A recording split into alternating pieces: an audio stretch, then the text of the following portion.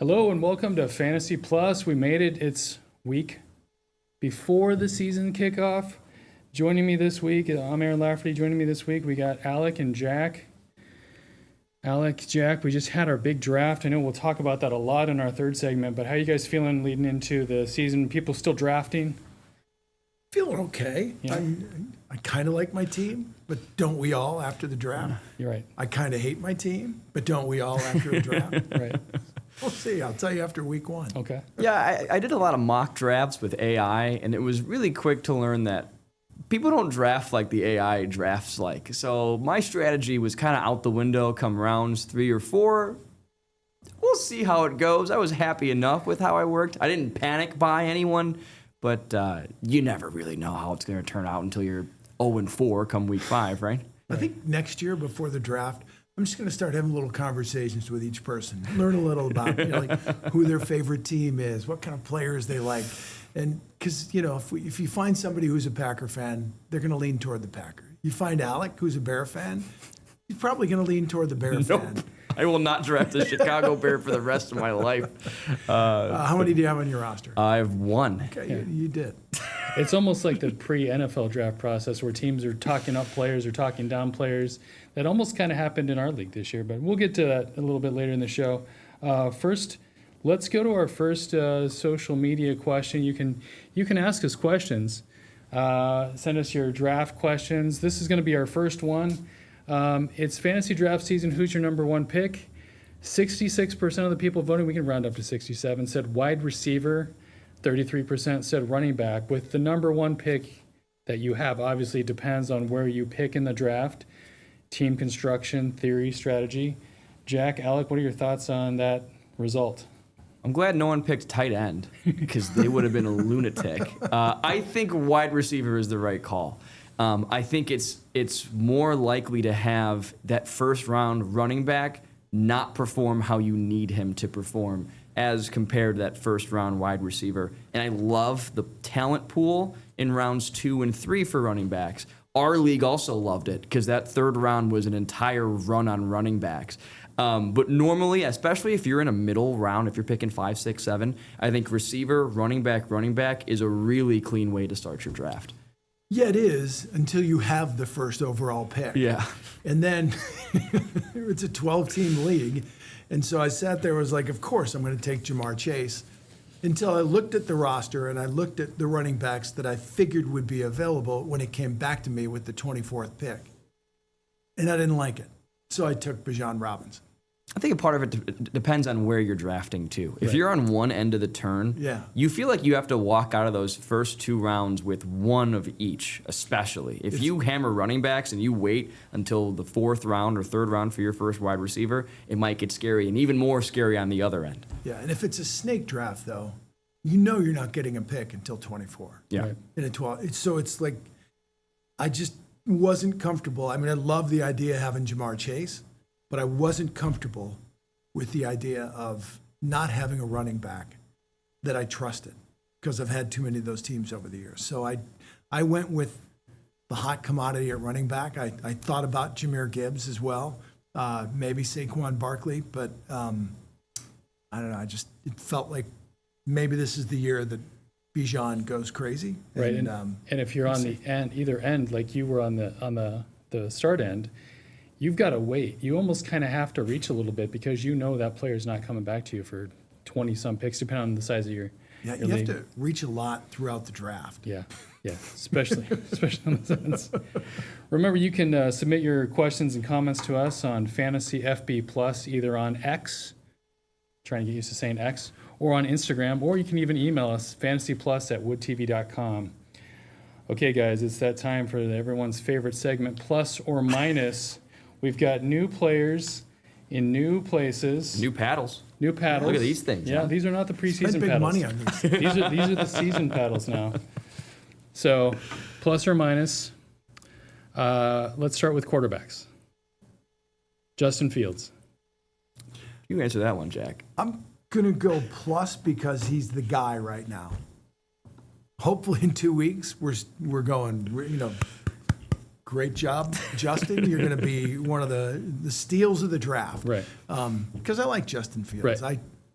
I was kind of upset that the Bears gave up on him so quickly. Right. Maybe I'll be happy after Caleb Williams does what he does. Right. But watch Fields go nuts Right. and Williams not, and Bears fans will be up in arms. Yeah. Again. Speaking of Bears fans, Okay, I'm so surrounded by Bears fans today. I'm conditionally going to say minus if he's your only quarterback. If you're leaving the draft and Justin Fields is your QB1, that's scary because I don't know what this Jets offense is going to look like. It's a new coach, it's a whole new room, and he was benched for a guy who's now a backup quarterback in New York. I mean, this is a third team for a guy in 3 years. So I would say minus on the fact that if you're going to run into week one with Justin Fields as your quarterback one, a guy who notably is boom or bust. If he breaks off a 50-yard run for a touchdown, your week is made. If he is 8 for 17 with 55 yards and no touchdowns, that's a week one loss. I'll say plus, though, if he's your backup, because there is always that running upside. Right. And I think you can work with him as your QB2, and maybe, as Jack's saying, maybe he does take off. But there's a lot of other guys I would have at quarterback one for my first week of fantasy than Justin Fields. Depends on how late you wait in the draft to pick up a quarterback, Sure. right, Aaron? Yeah, exactly. So Justin Fields now with the Jets. Sam Darnold now with the Seahawks after the big season with the Vikings last year. In or out on Sam Darnold? He had an amazing year. Right. He was in the right situation. Absolutely. I don't know if this is the right situation. They lost one of their best receivers. Right. They lost a lot in Right. Seattle. I don't know if he's got enough there. And this is as a fantasy quarterback, Right. Yes. not a real quarterback. And You're right. he's never been a great fantasy quarterback. He had a great year as the quarterback of the Vikings last year, but he was still marginal fantasy-wise. Right, exactly. So I could have drafted him many times in many leagues and chose not to. I'd give him a. I'm a tentative plus. I think you're not going to get a top 5 or maybe even top 10 guy. Maybe he'll be a fringe QB1. I think that team is on the up. I don't want to compliment too often, but I do think he's in a good situation with a good line and good accompaniment. And I do think that's what we saw in Minnesota. So I'm going to say, yeah, I feel better about him than Justin Fields, but I'm not going to run to the virtual podium and Yeah, take he it. doesn't have Justin Jefferson. It's true. There's a theme here on the quarterbacks. Geno Smith goes from Seattle to Las Vegas. Are you in or you out on Geno Smith as a fantasy quarterback this year, Jack? Yeah, I again, another guy that I had a lot of chances to select and just couldn't. Right. Couldn't pull the trigger. That team is starting over again. Right. Again. Sorry, Phil. And I just think like that is a little too much new for an offense for me to go, oh yeah, hammer it. Even if you got, I would say I'm a minus there too. It's just I want to see that work out, and I think he might even be available on waivers or a late round flyer, so you can wait too on him. And all of these quarterbacks that we're going to talk about are players that are probably late draft picks. Yeah. Or not even drafted. Okay, guys, new quarterback in a new place. Russell Wilson now with the Giants. Jack, in or out? I'm so out. If anyone played Russell Wilson on his previous team, you know that you're out. Out, Yeah, it's- absolutely. Yeah. He's He's past his prime. done. Yeah. As a Seahawks fan, I can tell you. we like that trade. I was done on him as soon as he had his own private office in Denver. Yeah. That kind of thing. A leader Yeah, once he- cannot be somebody who thinks he's above everybody else. I don't know. A If you- leader has to be in a locker room, and he's got to be one of the guys. Right. If you've watched the Netflix season and you see the way Jared Goff and Kirk Cousins interact with their guys, Joe Burrow's pretty aloof, Right. but he's so talented Yeah. and so goofy that it kind of works. But a leader's Kirk Cousins heard a great story from him once. He was talking about, he's giving a speech at a local bank here, and he said, a quarterback's kind of like a bank teller. You know, if you keep making deposits, things will grow. But if you just make withdrawal, then when you really need that withdrawal from your offensive line or those guys, just give it a little bit more. They're going to be so tired of giving to you that they're not going to give. So that, to me, is Russell Wilson. Right. Whereas, you know, if you've got somebody that's giving to his offensive line and the other players on the team, then when they stand up in that huddle and they say, I need more, I need everything you got, you're going to get it. Right. And I don't know that Russell Wilson gets that anymore. Next up, the last name we'll talk about in quarterbacks, Daniel Jones now in Indianapolis, and he's actually been named the starter. Are you in or out on Daniel Jones? There's no. Colts? I'm out on Daniel Jones. If it doesn't work for Daniel Jones this year, he'll be out of this league pretty quickly. Holding the clipboard. Because he's got a lot of good people around him. Right. But it hasn't been working in Indianapolis for a couple of years. Right. It almost felt like the Daniel Jones move to me was so that they could win the Arch Manning sweepstakes. Yeah, We'll see. Yeah. There was almost. Has he ever really been that fantasy viable? No. Has anyone ever been like, oh, we got to get Danny Dimes, right? I just think like that's another one where he's probably on the waiver wire, and you can monitor his first 2 games because some guys could use that change of location, and all of a sudden they're a new guy. It could happen. I haven't seen a sign in his previous campaign that would make me think now he's going to turn it around. He does have a good offensive line down there. He has I would say a roster of receivers where there's no alpha, but there's a bunch of good pass catchers, Pittman and Pierce. But I don't think like this is the perfect situation for him to finally flourish. I would say keep him on waivers. If he has a good week 1 or week 2, maybe make that reach. But there's no point in using draft capital on a guy like that. I agree with all that. Keep it short. Moving on to tight ends. This one might be a little more fun, and maybe we'll get a plus. Evan Ingram goes from Jacksonville to Denver. Evan Ingram. Alec, start with you. Are I'm a we in or plus. out? I think what's going on in Denver is actually pretty special, and I think Bo Nix has shown all signs of being that guy. And that's another team that has a couple good receivers, but I don't think, you know, a guy that you're running to the table fantasy-wise even to draft. So I think there is plenty of chances for Ingram to eat and to get himself into that top 10 fantasy situation. And I think, like, for the most part, that offense is pretty good to jump into. A lot of those running backs, receivers, they're out of the top 3 rounds. And with an offense that's currently trending up, it's a good value to poke any of those guys away. And I think Ingram is one of them. I'll give him his plus for his situation, but I'm not running to pick him. Right. If he's there in the later rounds, maybe, Right. but I wouldn't grab him so early. There's kind of a theme here, if you guys haven't picked up on it. Most of these players in new places, they're not fantasy darlings. Tyler Conklin, now in Los Angeles with the Chargers.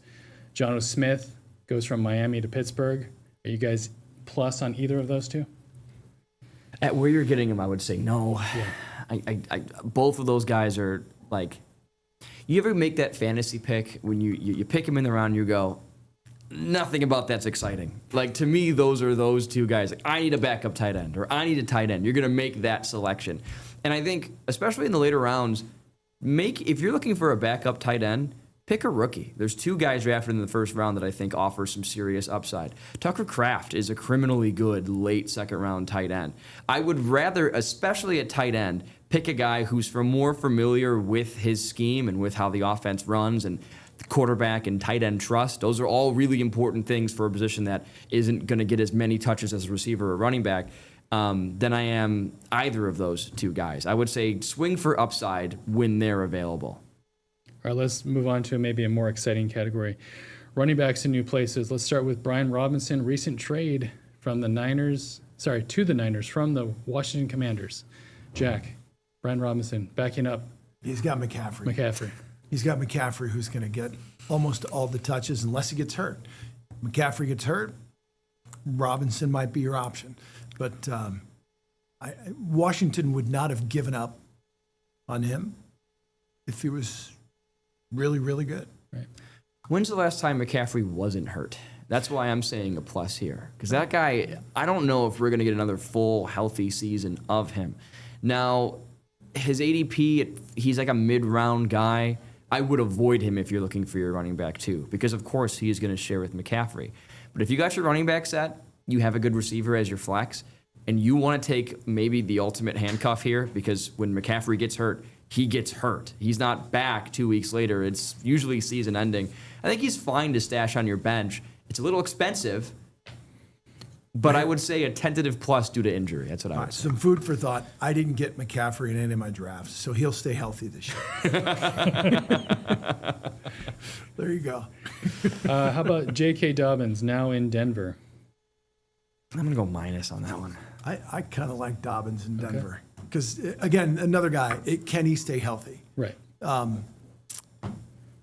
But Sean Payton has shown he knows how to use running backs over the years. A lot of times I'll pick a guy because I know he's in the right The situation, offense. right? Yeah. And I love Sean Payton. I really thought the Bears should have, years ago, made their move for him, but they didn't. So we'll see. Hopefully Ben Johnson works out. But Dobbins has shown signs that if he's healthy, he can be a fantastic running back. But again, he hasn't been able to stay healthy. I have this natural inclination to avoid a running back who has been around for a while that has an injury history. And I just think I think Dobbins is a solid runner, and I'm excited to see what that Denver offense can do. But I would rather have a guy like Harvey in my backfield than I would Dobbins, just out of that injury risk, out of the history he's had. It's just not worth the risk, in my opinion. As the season starts, I think Dobbins won on the depth chart. Yeah.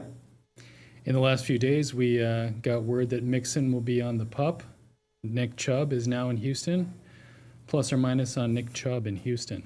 I was just telling Jack, I think you have like 500 more yards out of Nick Chubb. I think an injury like that is so hard to come out of. I could definitely be wrong. And I also think like he's a guy getting picked late in the draft. Maybe now that we know that he's probably going to be the one, he'll go up a little bit. But it's not a huge risk. Like drafting Chubb won't tank your season if he doesn't pan out. But again, injuries are, especially at the running back position, such a hard thing to overcome and to forever put in behind you here. And Chubb had one of the worst. So I wouldn't draft him and expect an immediate flex or an immediate RB2. I could be wrong, but I just think I don't know if we have much more Chubb to talk about here. Yeah, I got him in a keeper league. He was my fourth running back. Right. If he hits, he hits. If not, you That's cut what him it and pick is, somebody yeah. else up. Yeah. Okay, how about a two-pack here? Dallas Cowboys running backs, Miles Sanders and Javonte Williams. I would say minus just to save you guys the time. Yeah, don't touch that. I don't like that running back room at all. I don't like anything about the Cowboys. It's a garbage show. Yeah, that team is headed down the drain. Yeah, for and fantasy. with the exception of CeeDee Lamb, who's regularly going to be relied on in that offense? You're all right. Go somewhere else in the draft if one of those guys is on your board late. Let's pivot to the position that might get a few more pluses. Stephon Diggs is now in New England. Alec, plus or minus on Stephon Diggs? Yeah, that's a plus. I still think Diggs has some good football in him, and you're probably going to draft him as a bench or flex player, and you're betting on the upside of May a little bit too. So, I don't think player upside is just restricted to, is this guy going to get better? It's also restricted to, how does the situation look? Is he going to be with an ascending quarterback? So if you really believe in Drake May, who showed a lot of good stuff, yeah, I would say he's worth the risk. He's worth the gamble. He's a more exciting pick than some other receivers in that pool. I think once Drake May doesn't throw to Stephon Diggs 5 times in a game, he's going to be calling for a trade. Avoid Stephon Diggs. Avoid him. He's going to be asking for a trade in week 3. Jack wants his team to be a team that he can coach personally. He doesn't want any divas on his fantasy roster. How many jobs does he have to force his way out of? That's true. To not believe in him, Alec. Speaking of forcing their way out of, how about DK Metcalf moving from the Seahawks to the Steelers? It's DK Metcalf. Aaron Rodgers needs a guy like that. He's got a guy like that. And he's another guy you can get at the mid-rounds. And I think he's worth it. And I think Rodgers still has some thing left in him. And he's a smart enough quarterback to know, let me get it to the giant, fast receiver with good hands. So I would say he is probably the only receiver on that team I'd be interested in. Yeah, I like DK Metcalf in this situation. I don't love him because DK Metcalf should have been one of the top receivers in this league for the last 5 years. Yes. He's freakishly talented. Yes. There's just something that keeps him from some of that diva-ness, but he should be good with Rodgers if Rodgers is still quarterback in 3 weeks. As a diehard Seahawks fan, I passed on him in every draft. I know what they're getting, and it's an Arthur Smith offense. I don't trust. I assume they're going to run the ball a lot, some dump offs, tight ends, little running back. No, I'm out on DK Metcalf this year.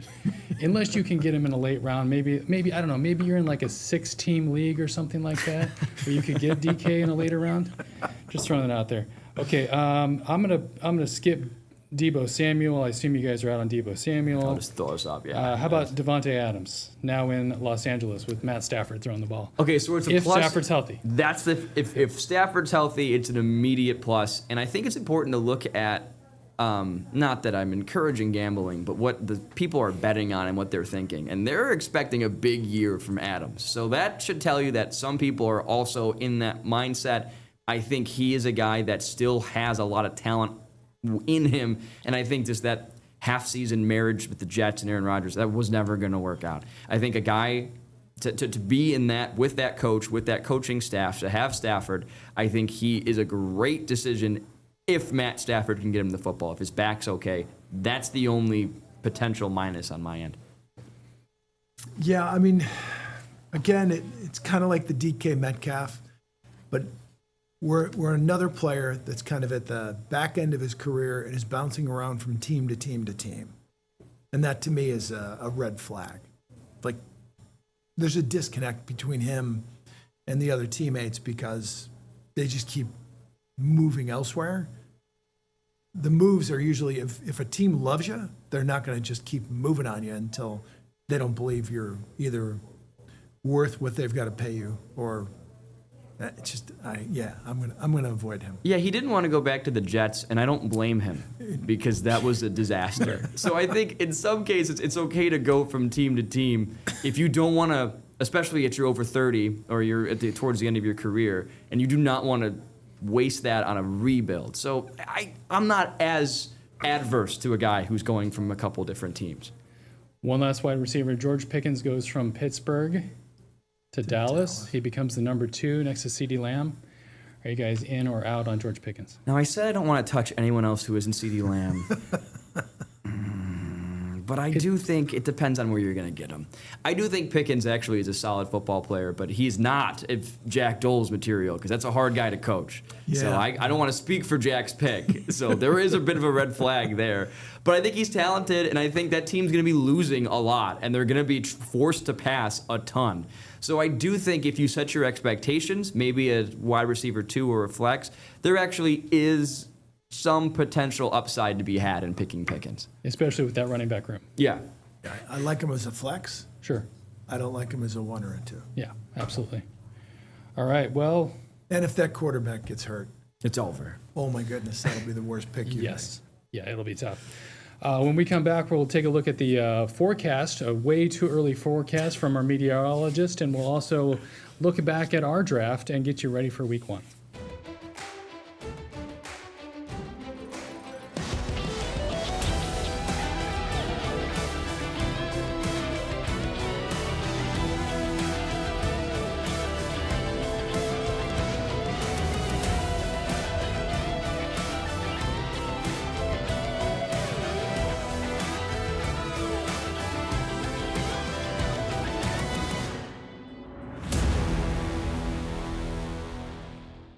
Welcome back to Fantasy Plus. We're just a week away, guys. 1 week away. Let's get a check of what the weather's looking like with meteorologist Blake Harms. Hey guys, well of course we're getting closer to the start of the season, and as we look back at the first game last year, it shows just how different things can be. Last year in Kansas City, we had temperatures in the mid-90s. Thunderstorms ended up delaying the game only by about 20 minutes, but it rained a lot just before the game.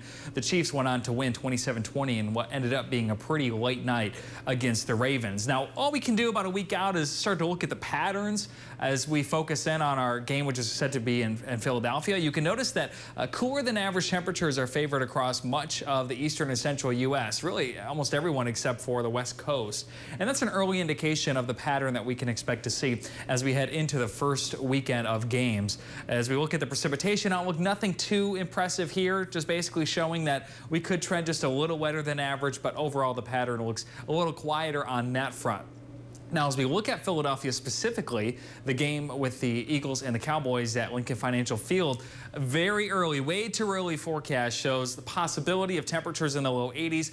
The main takeaway that I got from looking at it is that the forecast does look a bit active overall on the East Coast during that time frame around next Thursday, which could feature the chance for some rain occasionally, seasonable temperatures, and we're going to have to watch exactly how the timing of all that works out. Of course, the kickoff set for 8:20 p.m. Which means that there could be some rain in the vicinity, but of course, with it still being a week out, we have plenty of time to figure that out. Bottom line is that the first week of games can bring just about anything from the heat to the thunderstorms to some nice weather, and I think we may end up somewhere in between there in Philadelphia come next week. We're almost there, guys. Week 1 is upon us. Let's pop up the schedule. We got Dallas and Philly kicking it off.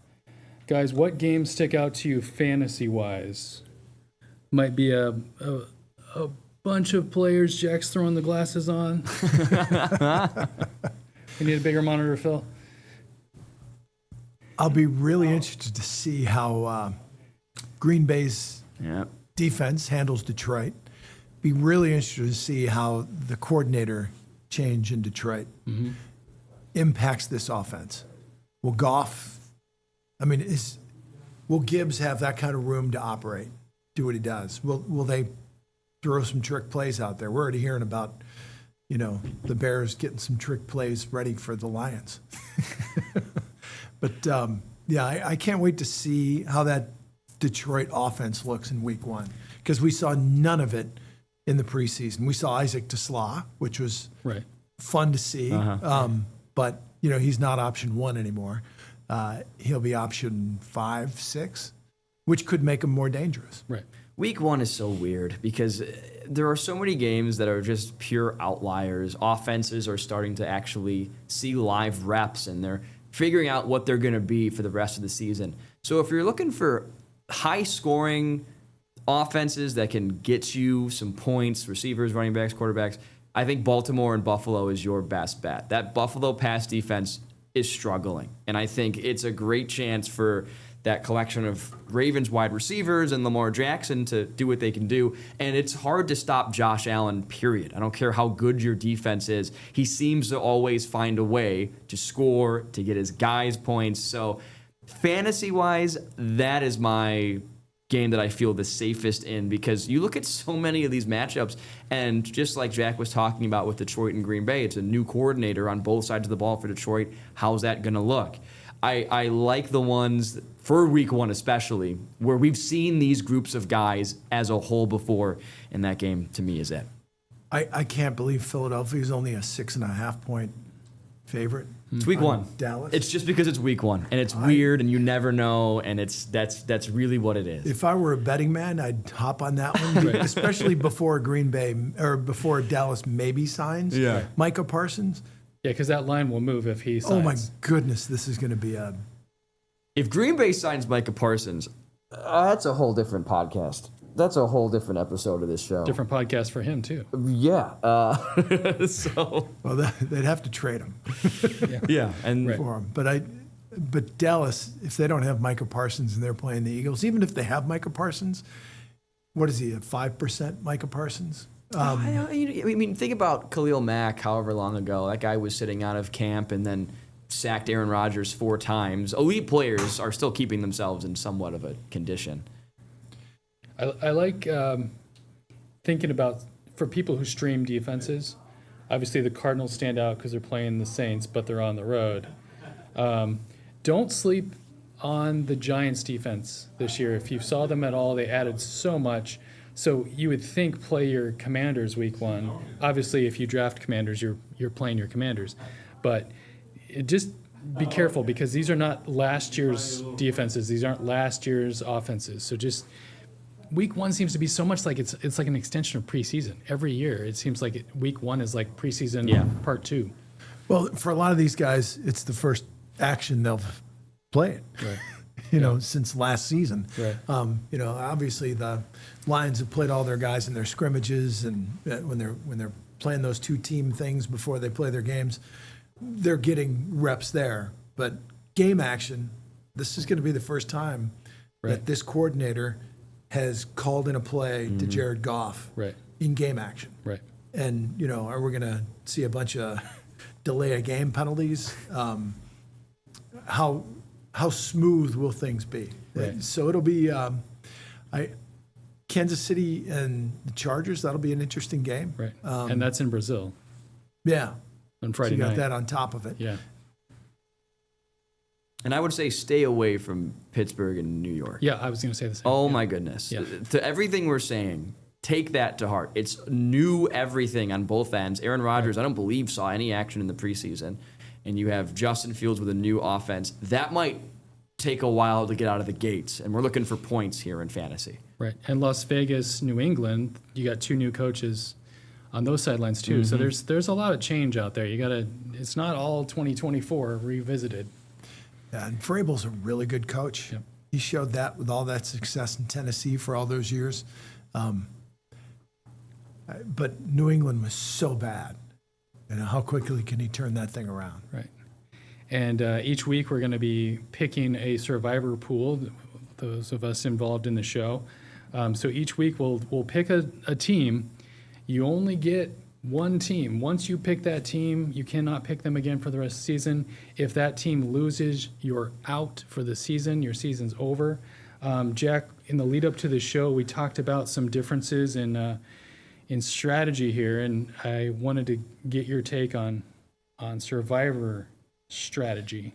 Yeah, the first thing I'm going to do is week one, I'm going to look and see which team I'm most confident in. Right. And I'm just going to pick that team. I don't care who it is. I'm not going to save somebody for down the line, because if you do that, you don't get down the line. So like in week one, the first one that pops up is Dallas and Philadelphia. I'm really confident in Philadelphia coming out on opening night, Right. Super Bowl champs Defending, at home yep. against what I think is a terrible Dallas team. Right. The game I'm going to avoid is Carolina-Jacksonville. Okay. If I'm a viewer and that's the game that's force-fed to me, I'm not happy about it. I actually liked Jack's strategy a lot here. My old strategy was whoever plays the Bears, and that worked really well 2 years ago.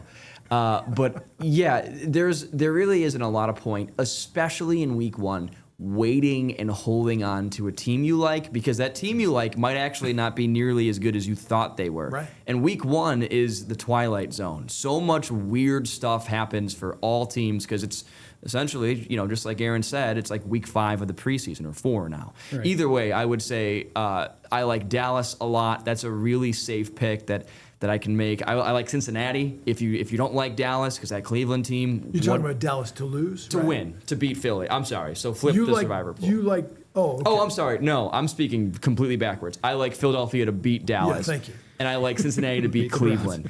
I would say, you just got to find those teams that are struggling, and you have to kind of hover around those. And when it looks like they're taking on a team as good as the Eagles, or with an offense that has as high of a potential as Cincinnati, take them. There's a lot of really good matchups here in week one that I would stay away from. Yeah. Yes.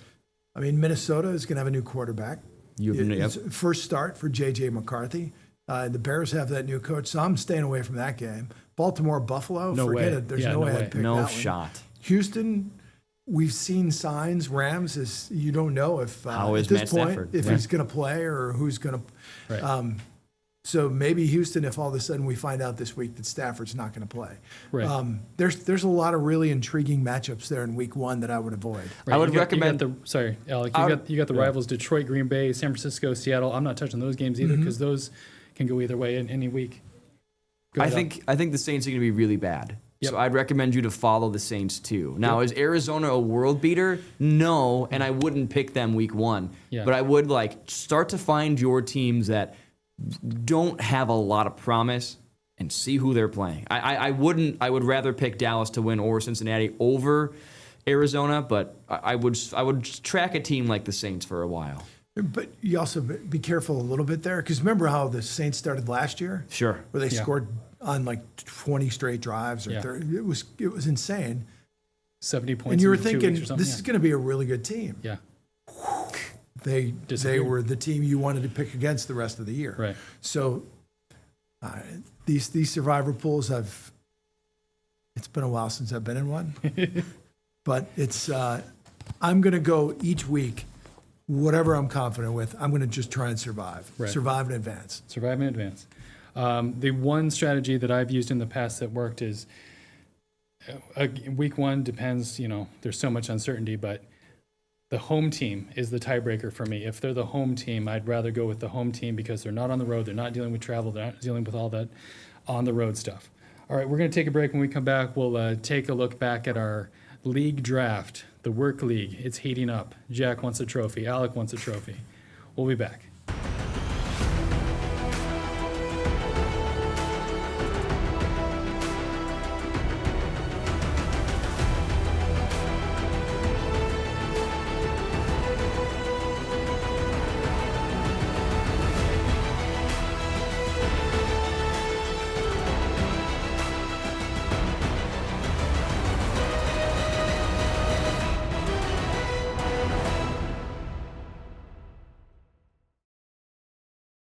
All right, last segment, we talk about the league. It's the work league. Jack's in it, Alex in it. We got 12-team league. It's PPR. We talked about it on the first episode. Let's take a look at round one. Jack, you had the first pick. You went Bijan. We talked about it earlier. Then Brad took Jamar Chase. And he was a little surprised. He was that Jamar surprised. Chase was We there. had some pre-draft shenanigans going on. I was a little surprised I took Bijan. I just could not stomach the idea of what I would have had to have picked at 24 for a running back. So I went with a running back instead of a receiver. Absolutely. Alec, you went with Justin Jefferson. Yeah, my open was receiver. I love Justin Jefferson. He can catch a pass from anybody. I'm confident he can get passes from JJ. I like Justin Jefferson too because you can get JJ late in that draft for a potential stack. And my strategy opening up was receiver, running back.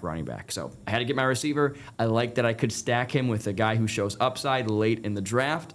So that was my guy. And I felt like a tier drop off from Justin Jefferson to CeeDee Lamb and the other receivers available. Jahmyr Gibbs goes fourth. Saquon Barkley fifth. That's Mike and Matt. And then Phil over in the corner took CeeDee Lamb. I went with Amon-Ra St. Brown. I passed on McCaffrey, just like we talked about earlier.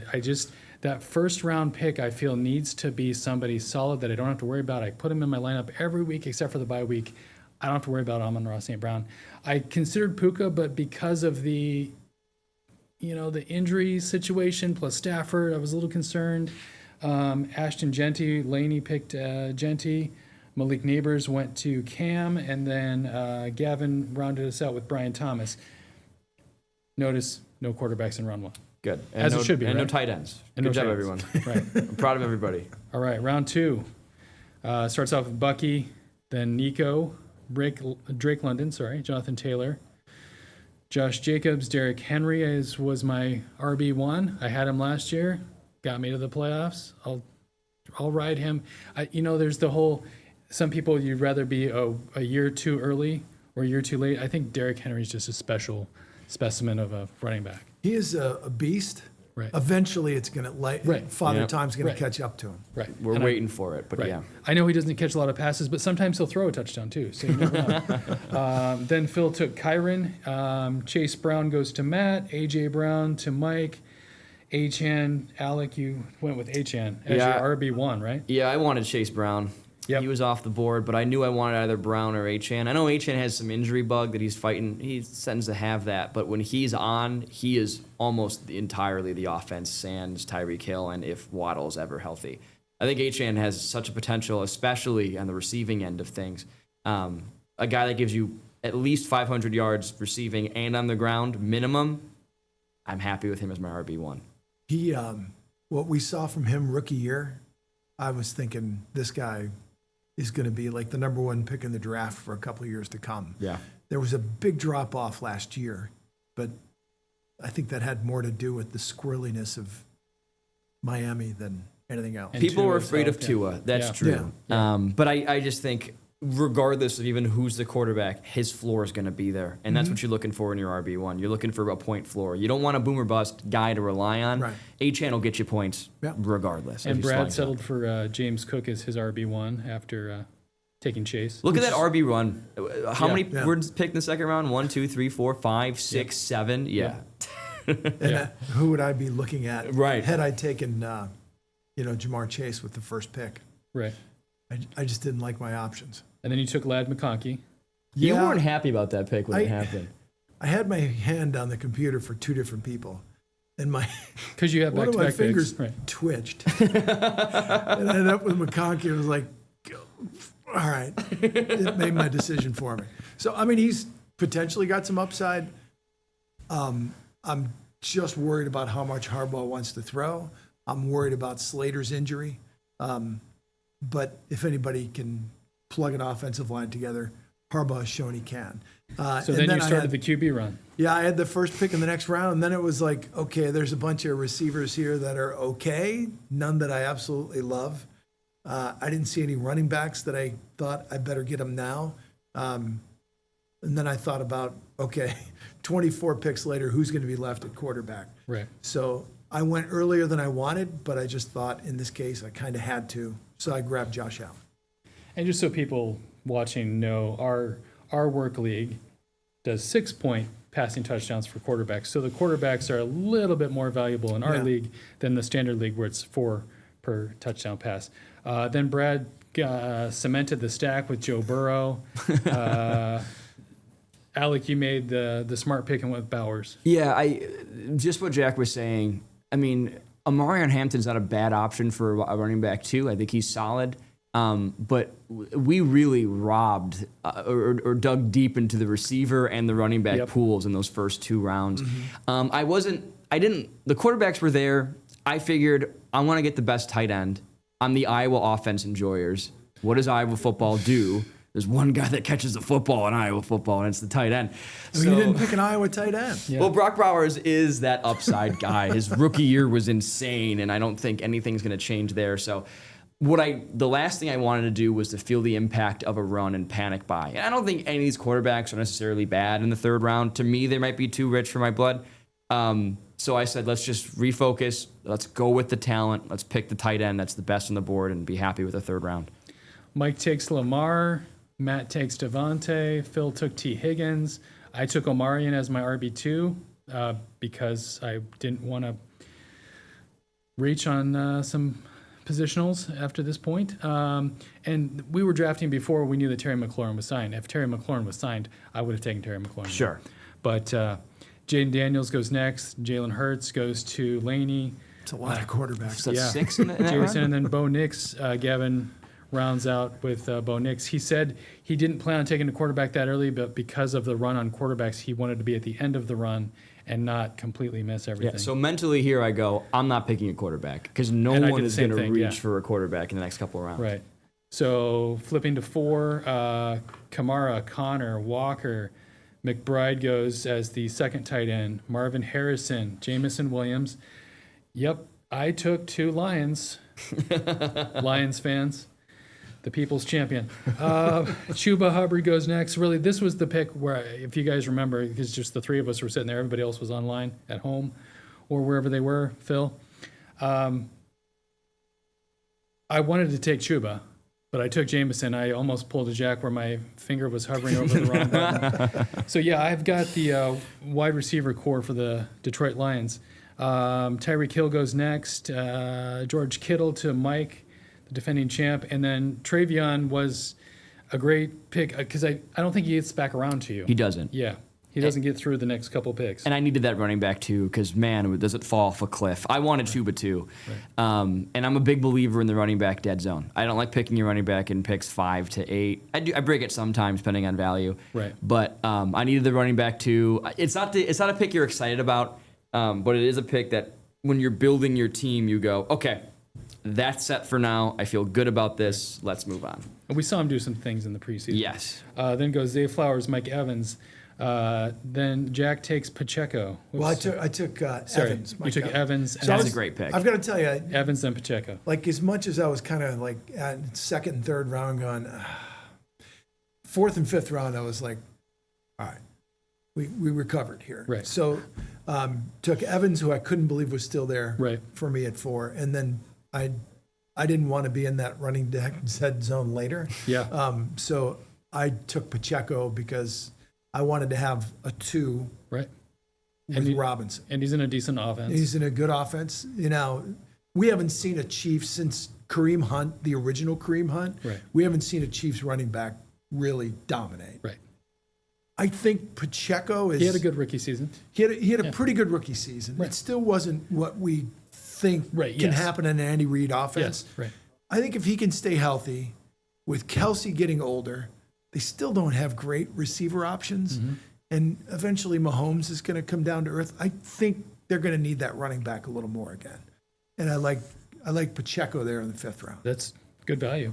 And then DK, we talked about DK earlier in our New Jerseys segment. It goes to Brad. Alec, you picked up Garrett Wilson as it was our wide receiver too. Yes, and this is why I wanted to get running back squared away because look Right. at all these receivers. Yes. Wilson's a great receiver. Metcalf's a good receiver. Worthy and guys like DJ Moore and Rice. There's such good value here, and I know the fears about Garrett Wilson, but don't forget that when Justin Fields was given DJ Moore as the only good receiver on his team, DJ Moore got like 1,300 yards. I mean, Right. Fields knows how to get it to his alpha. Right. Wilson's the alpha. I felt great about that pick. And they've played together before. Yep. Just not in Back the in NFL. college, yep. And you can see if you look down to number 7, I followed that same strategy with I took the wide receiver because I knew there was going to be a lot of wide receivers in these 4, 5, 6 rounds. Then DJ Moore goes to Brian Sterling. What do you guys think about Patrick Mahomes going here in the 5th round? Seemed early. Yeah, it feels that's what I early. thought. It feels like, man, all the other quarterbacks went around before. I want one too. It just felt early. And or then, somebody not paying attention the last couple of years to Patrick that's Mahomes' true. numbers. Yep. And then Laney picked up Rashee Rice. I don't know if she would have made the same pick with today's news, but we'll see what happens there, right? Otherwise, you've got a great wide receiver 1. Yeah. But is he going to be around for you? And then Laporta goes to Cam, who's putting together a pretty nice team. Gavin picks up George Pickens, and then T.J. Hawkinson, Breece Hall, Calvin Ridley. Montgomery goes to Brian Sterling. Jalen Waddle goes. I got Caleb Johnson. It's a Hawkeye right there. I mean, I was like, you might have thought that I was drafting Alex's team. It's always nice in the 6th round if you get a running back who's their RB1 Yeah. on their A team. young RB1 on a team you know is going to run the ball. Njoku goes to Phil. Olave goes to Matt. Mike Ingram picks up Tony Pollard. You got Ted McMillan, which I got in our keeper league. So great that you got him in the 6th round. Yeah, and I'm telling you, 5, 6, 7, you can get so many good A receivers. wide receiver 1. Yes, he's a receiver run with the upside could be anything because we haven't seen him play yet, and he was really good in college. So, again, I love receivers, especially in rounds 5 and 6. Got the aging Aaron Jones. R.J. Harvey goes to Jack. Yeah, And then Jerry Jeudy. looked for another running back, and then Judy. I don't know. He just seems like last year at the end of the year Right. in that situation, he played pretty well. So let's see if it carries over. And It's Flacco's- a 7th round pick, And Flacco's a decent quarterback, so he can get him the ball. and I still wasn't ready to pick any of the tight ends that were Yep. there. Yeah. Moving this along because we're running low on time. You can see round 7, we got Judy, Andrews, Adunze. You got your bear. I broke my rule. You got your bear. I Your broke one it. He's bear, a good right? receiver. My one, Yeah. but at 7, I like that a lot. Now we know Godwin's going to miss at least 4 games, right? Yep. So that felt early to me. Mayfield, that's, decent quarterback. Phil, Devonta Smith, wide receiver 2 on a great offense, falls to him in the 7th round. I did the Stephon Diggs gamble as another wide receiver. Evan Ingram, we talked about earlier. Then we get a draft crime. And then we were all shocked with So the 9th don't pick. do this. 9th pick in the 7th round, Brian Sterling. Brian Sterling, if you're watching. Did ESPN give him an A for his grade? Yeah, they Yes. did. He's Yes. gonna give him an Come A. on, what Yes. are you doing? One of the 2 A's in this report. Wait till you see the next round, what Brian picked. Then Laney gets Travis Kelce. Jalen Warren goes to Cam. Keon Coleman goes to Gavin. And then here you go. Round 8. Look right there at 4. Brian took Harrison Butker, the kicker. Our guess was he was just should be an I, incomplete. I mean, Yeah. that's in the 8th round. It's a crime. Alex throwing the flag on the draft crime. It's a crime. It's a crime. Yeah, giving you you know. minuses. And don't get me wrong. You don't know, have as an to. Iowa fan, I love my special teams, but that's ridiculous. You can't Right. be doing that. But if you look like just in the theory here, look at the other players around when you Oh, take yeah. a defense or a kicker that early. Sure. Obviously, maybe Joe Mixon you don't take that early, but you still have some decent players. Look, Travis Hunter in the 8th round, number 9. Ja'Cory Krosky-Merritt, who's getting the ball out of buzz. J.K. Dobbins, we talked about him earlier. Brad takes the value there. Just the players that you can get if you draft a defense too early, especially a kicker too Like early. Buka could be great. Oh, I was so Right. happy getting Yeah. that in Yeah, the 8th round. Ibuka, yep. Yep. We, Especially with Godwin out. yeah. I mean, he's He's going gonna- to hit the ground. He was an incredible receiver at Right. Ohio State. He's going to be the number 2 right Yeah. away. So, yeah. So All right, I've got, so I've let's- got both receivers from Tampa, and I'm pretty happy Let's about look at your team, Jack. Here we go. Here's the full list. After Ibuka, you took Golden. it. Yeah, just went for Ferguson, in Bigsby. those middle rounds, I'm trying to find guys that have some high upside. Right. You know, I don't know how good Golden will be early on, It's a good pick, though. but I'm going to stash him on my bench, and if he Right. turns into, you know, what we saw from Neighbors last year, boom, great. I'm pretty happy about that. And then you drafted 2 backup quarterbacks. I did. Jordan Love, Cam Ward. I just didn't like some of the other options I had. And if Josh Allen gets hurt, I'm pretty sure one of those guys. Ward I took just because I think there could be some incredible upside there. Right. And then Tootin, who knows? We'll Right. see what happens. And I waited until 13 to pick a defense. And historically, I always take my last pick is always going to be a kicker. I'm not taking a kicker anywhere except for the last round Properly. because I'm going to pick somebody off waivers in 2 weeks anyway. That's a Alec, kicker. you waited to pick 99 for Brock Purdy as your quarterback. Yep. I saw all the quarterbacks go in the 3rd round, and I thought, I'm just going to pick value. I'm not going to reach in this position. And I think it was between Brock Purdy and Kyler Murray there. And I thought, give me the floor. Give me the guy with a softer schedule, with a really good coordinator who always seems to, at the very least, give you a touchdown or give you a decent chunk of points. And I just liked how the draft broke down otherwise. I like my running backs. I got a really talented pool of receivers in those middle rounds. And then getting Kraft as a backup is great. I Yeah, love that was turn. the pick I was about to make. Yeah. And you scooped him up from me. I'm always trying to get value. I'm always trying to pick upside. Mooney's hurt. I don't think he'll be a huge impact. But I got JJ in case he's great because I have the other JJ. But that Ollie Gordon pick is good.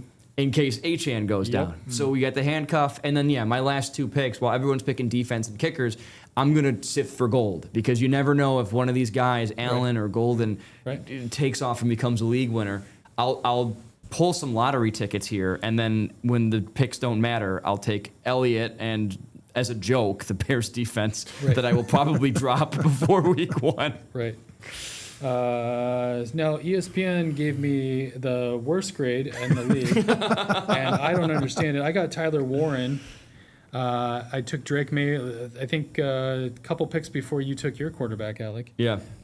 We kind of all had a similar thought there. Tyler Warren, just like you guys.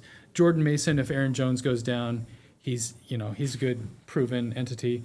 Zach Charbonnet has shown flashes, when Walker's gone down. I got to the point where I was just like, you know what?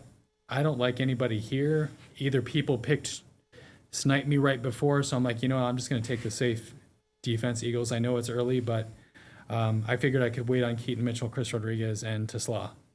And then I took Lutz in the last round. Yeah, I'm curious how many drafts outside of the state of Michigan where Isaac Tesla was taken. Well, they just traded Tim Patrick. So They traded Patrick. Yeah, this All right, I morning. missed that. Any other thoughts on anybody else you guys want to look at before we? Can we see Brian's team again? Brian's team? Give me a second. He was 9th pick, so he's here. This is an A from ESPN. I think you got an ESPN A. gave him an A. An A Yeah. for Harrison Butker at pick 8 got an A. Right. All right, yeah, that's great. Lions, No, perfect. Lions defense. And didn't someone draft 2 defenses? Didn't Brad draft 2 defenses? Man drafted 4. Stand by. Yes. Brad. Yeah. All right, Broncos man. and Giants. The Giants defense. He's got 2 kickers. Two kickers. You can get them off the waiver wire, man. They're around, and they're all kicking. So I don't. I think Kyle Pitts in the 11th round might be his best pick. Yeah, I mean, Jamar Chase at 1. yeah, that's That was a also gift. a You're big welcome, help there Brad. too. You're How about Laney, who's not here today? No, I like Quietly it. a pretty good team. Yeah, pretty solid team. For I'm the not a most fan part, of yeah. Rashad White there. I think there's other options behind Bucky, but I don't know what we're gonna get from Kelsey. right. I think he's an interesting guy where he's picked as he could be better, he could be worse than his drafts a lot. It's like back in the day when he was the tight end. Oh, sure. He was a first-round pick. Mm-hmm. I had no problem Oh, yeah. taking Kelsey in the first round. Even there number was 1 overall. nobody in this draft at the tight end position where I thought, I need this guy really early. Right. Not there. All the other options looked better. But no, I think it's a good team. I do think she picked a solid team. And this is what we're playing for. The trophy. Did a little trophy shoot after our draft on Saturday. That's what we're looking for. Mike won last year, guys. Yeah, I haven't won that since. it Yeah, was I a know, we are little making trophy fun of back Mike, in but he didn't win. 1901. This is what it looks like right there. That's what we're playing for. 20, what is it, 24 years? 24 years now? Yeah, it's a long standing. How old that trophy? 2000.